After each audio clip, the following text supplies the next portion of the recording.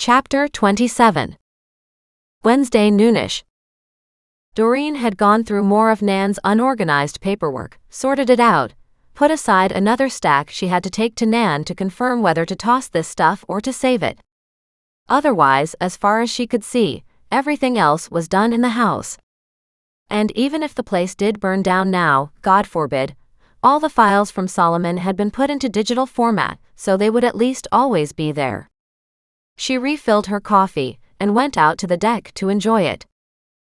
She hadn't had a chance to look into her other mystery that also interested her, the newspaper clippings from Nan's friend on Bob Little. Or was it Bob Small? Brian Small. She shook her head, her brain too confused to even remember that much. She had more than enough to work on without adding anything else. The prime problem now was Steve. She wanted names for all those people who'd been paid off. The trouble was, if the payout was also so they would disappear, then the biker gang had done a good job of it. Because no one seemed to know where these widows had gone, they hadn't been heard from again. Doreen wondered, or did they? Maybe they hadn't. Maybe they'd been helped to disappear. Had those checks ever been cashed? She sat here on the deck pondering that, when she heard a voice out front. When Mac walked into the front door of the house, Doreen felt somewhat better.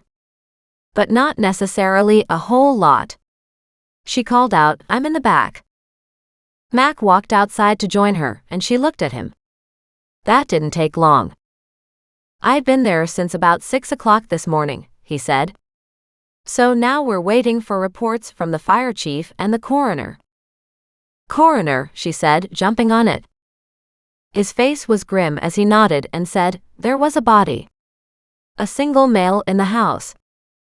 Aha. She stabbed the air with a finger in his direction. "See?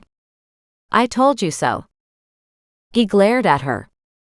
"Yeah, I know. It's not nice to say, 'I told you so.'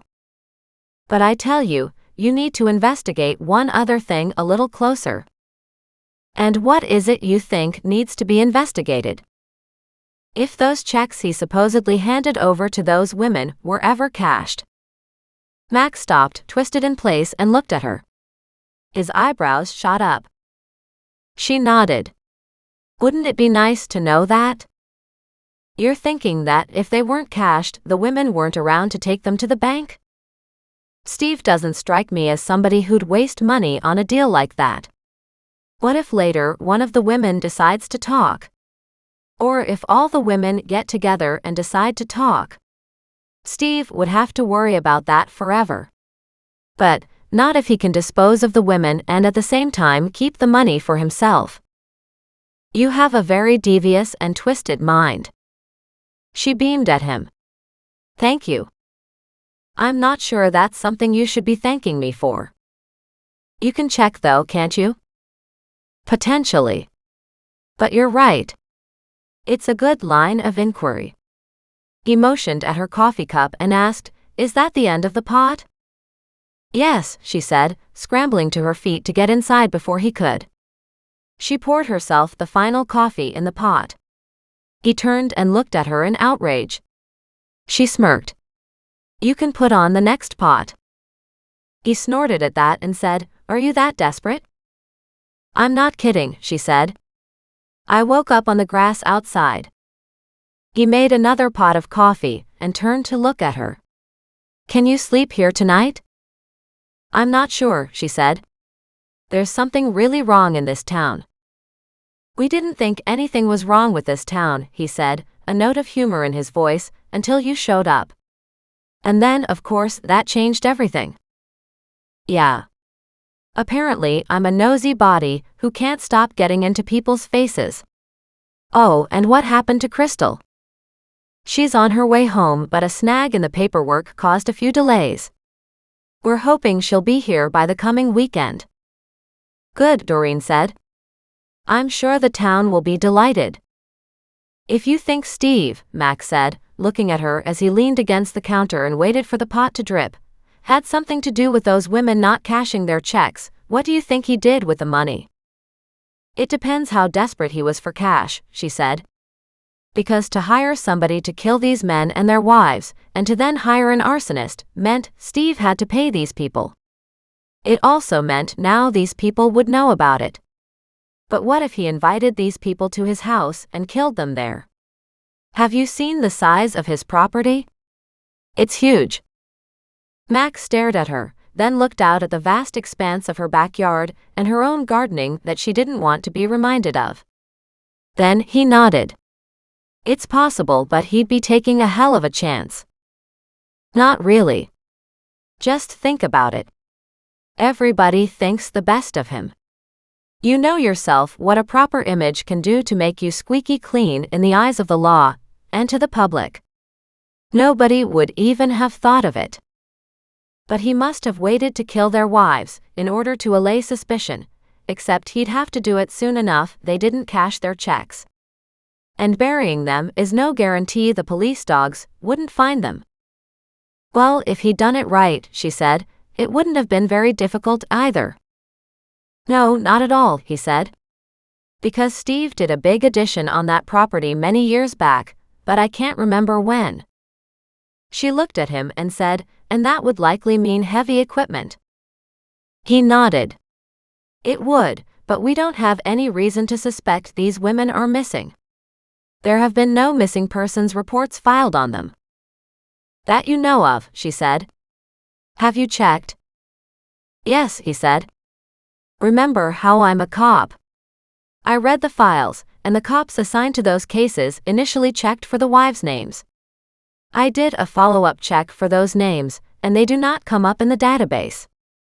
But it's been 22 years ago, right? How good are the search parameters?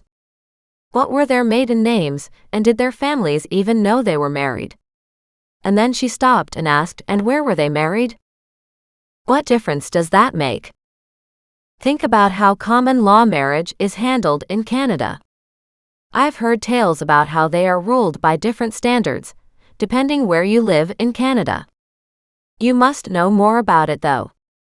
However, if the men died, and they owned the houses back then, and if they weren't married, then the women wouldn't get anything out of the house or any life insurance.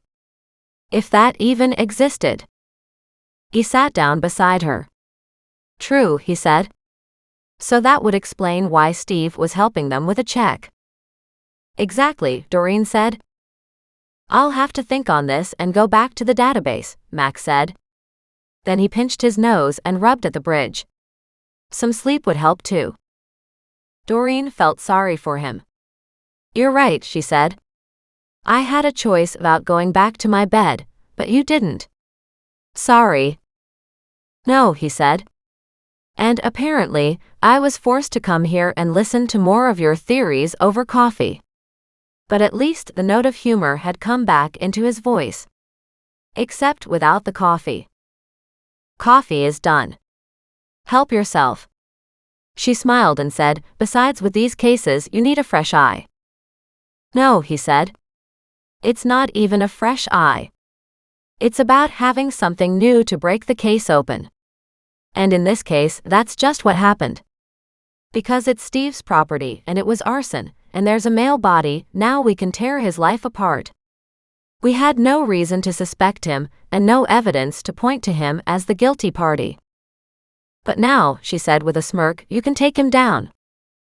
There's no point in taking him down, he reminded her. The man's already down. He'll only be going 6 feet farther. Doreen winced at that. True, but a lot of families could be involved in a lot of related cold cases. Mac groaned at that, then laughed. The guys already want me to stop you from digging into these cold cases. You've caused everybody a lot of work. They're not serious, are they? She hoped they were joking. The last thing she wanted to believe was the extra work overrode doing the right thing. He shook his head. No, they're not. They're loving this as much as anybody. Good, Doreen said, because I'd really hate to think that any cop didn't want these cases closed. No, not happening.